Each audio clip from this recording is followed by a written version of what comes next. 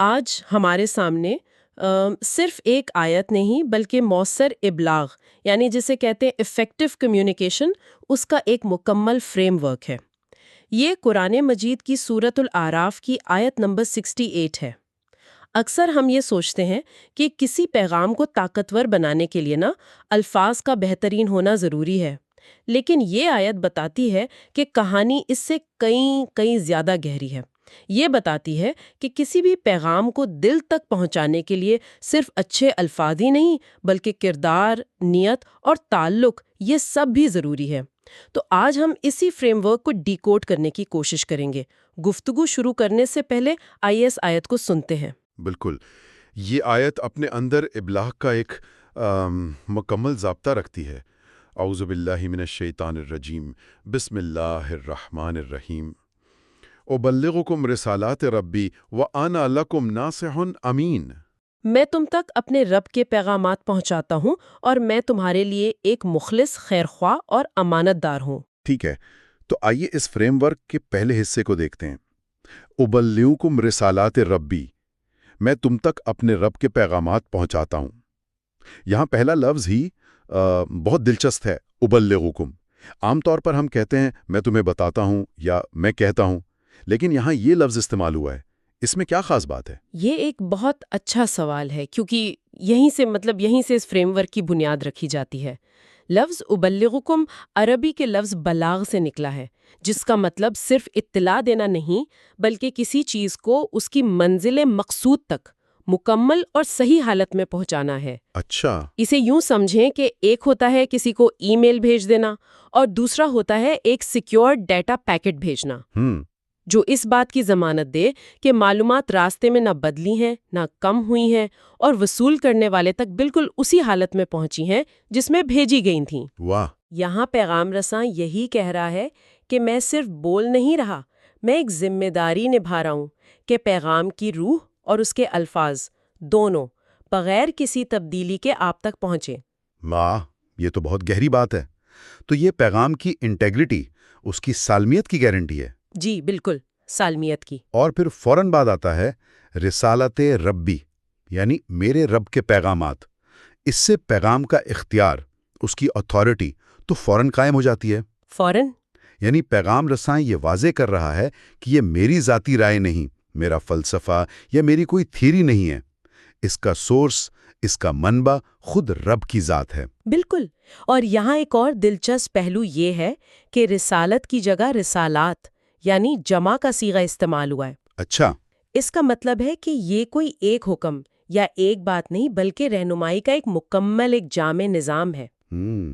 یہ اس مخصوص پیغام کو خدا اور انسان کے درمیان ایک جاری گفتگو کا حصہ بناتا ہے۔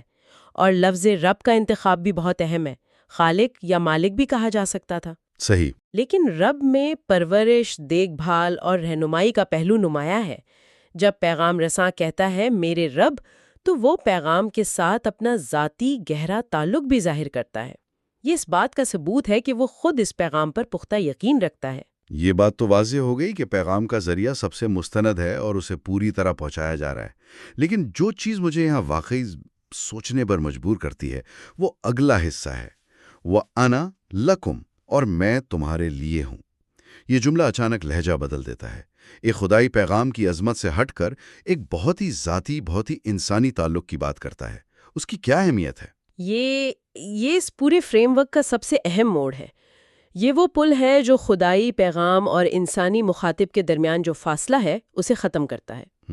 میں تمہارے لیے ہوں کا مطلب ہے میں تمہارے خلاف نہیں ہوں، میں کوئی باہر والا نہیں ہوں جو تم پر کوئی ایجنڈا مسلط کرنے آیا ہے، بلکہ میں تم میں سے ہی ہوں اور تمہاری ٹیم میں ہوں۔ اچھا، یہ جملہ پیغام کے ساتھ ایک انسانی چہرہ جوڑ دیتا ہے۔ اس سے پیغام رساں کی پوزیشن ایک حاکم یا جج کی نہیں بلکہ ایک ہمدرد اور ساتھی کی بن جاتی ہے۔ صحیح۔ یہ مخاطب کے دفاعی نظام کو، اس کے ڈیفنسز کو غیر مسلح کر دیتا ہے۔ یعنی یہ سننے والے کے ذہن میں یہ خیال نہیں آنے دیتا کہ یہ کون ہے، جو ہمیں بتا رہا ہے کہ کیا کرنا ہے، جی، بلکہ انہیں یہ سوچنے پر مائل کرتا ہے کہ یہ شخص ہماری بھلائی چاہتا ہے۔ آج کل کی کارپوریٹ دنیا میں بھی تو یہی کہا جاتا ہے کہ فیڈ بیک دینے سے پہلے ایک سائیکولوجیکل سیفٹی کا ماحول بنانا ضروری ہے۔ بالکل۔ یہ جملہ وہی کام کر رہا ہے۔ یہ کہہ رہا ہے کہ جو کچھ بھی اب آنے والا ہے وہ تمہاری خیرخواہی کے جذبے سے آئے گا۔ بالکل۔ یہ اعتماد کی بنیاد رکھتا ہے۔ یہ ایک بہت اہم سوال اٹھاتا ہے کہ کوئی بھی پیغام، چاہے وہ کتنا ہی سچا کیوں نہ ہو، اسے قبول کرنے پر لوگ آمادہ کیسے ہوتے ہیں؟ اس کا جواب تعلق میں ہے۔ جب سننے والے کو یہ احساس ہو جائے کہ بولنے والا اس کے مفاد میں بات کر رہا ہے، تبھی وہ اپنے کان اور دل کے دروازے کھولتا ہے۔ صحیح۔ یہ جملہ صرف 3 الفاظ پر مشتمل ہے، لیکن یہ ابلاغ کی پوری نفسیات کو اپنے اندر سمیٹے ہوئے ہے۔ اور یہ تعلق ہمیں براہ راست آخری 2 الفاظ کی طرف لے جاتا ہے، جو پیغام رساں کی اصل قابلیت، اس کی کریڈینشلز ہیں۔ ناصحٌ امین۔ ایک مخلص خیرخواہ اور امانت دار۔ آئیے پہلے ناصح پر بات کرتے ہیں۔ ہم عام طور پر اس کا ترجمہ نصیحت کرنے والا کر دیتے ہیں، لیکن مجھے لگتا ہے اس میں اس سے کہیں زیادہ گہرائی ہے۔ بہت زیادہ گہرائی ہے۔ عربی زبان میں نسخ کا لفظ اس شہد کے لیے استعمال ہوتا ہے جسے موم اور دوسری آلائشوں سے بالکل صاف کر دیا گیا ہو، اچھا۔ یعنی خالص، پیور۔ تو ناصح وہ شخص ہے جس کی نصیحت، جس کا مشورہ ہر قسم کی ذاتی غرض، چھپے ہوئے ایجنڈے اور مفاد سے پاک ہو۔ عمل بظاہر ایک جیسا ہے، لیکن صرف دوسرا ڈاکٹر ناصح ہے۔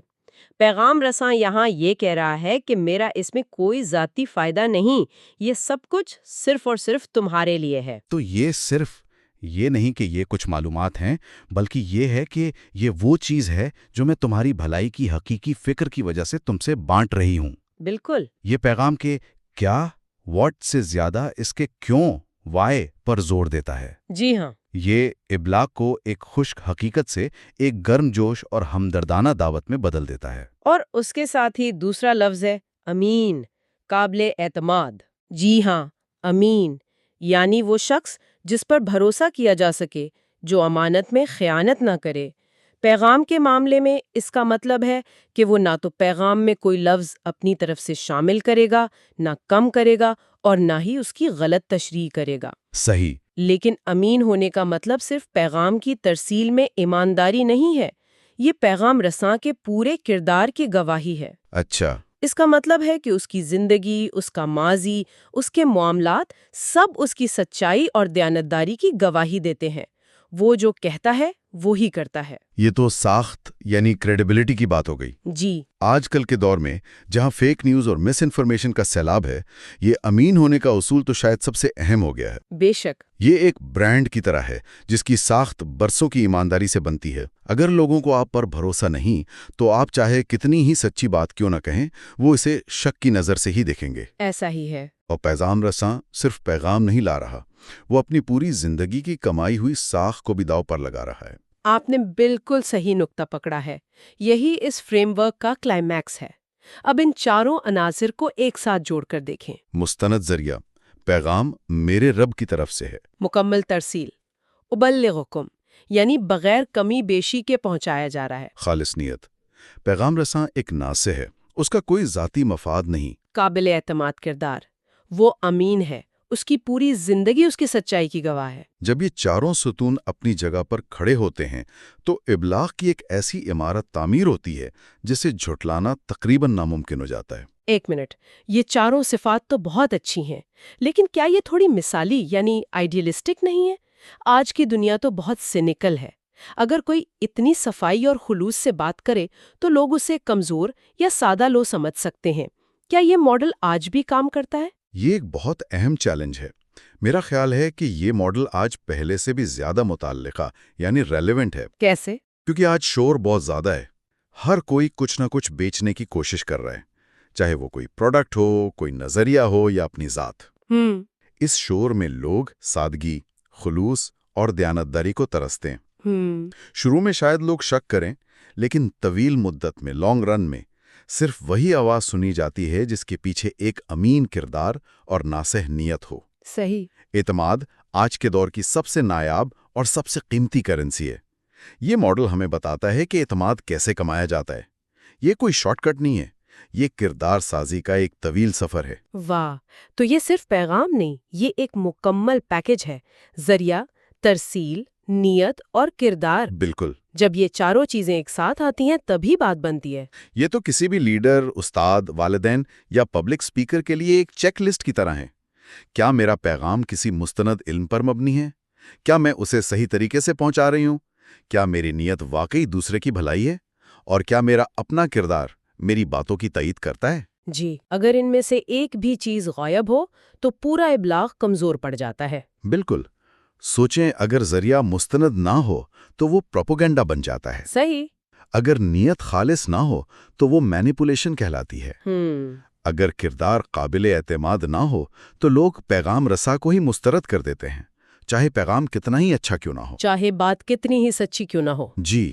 اور اگر ترسیل مکمل اور صحیح نہ ہو تو غلط فہمی پیدا ہوتی ہے۔ ہم سب نے ایسی میٹنگز دیکھی ہیں جہاں کوئی شخص بہت اچھے آئیڈیاز پیش کر رہا ہوتا ہے لیکن کوئی نہیں سنتا کیونکہ انہیں اس شخص پر بھروسہ نہیں ہوتا، یا وہ سمجھتے ہیں کہ اس کا کوئی ذاتی ایجنڈا ہے۔ بالکل۔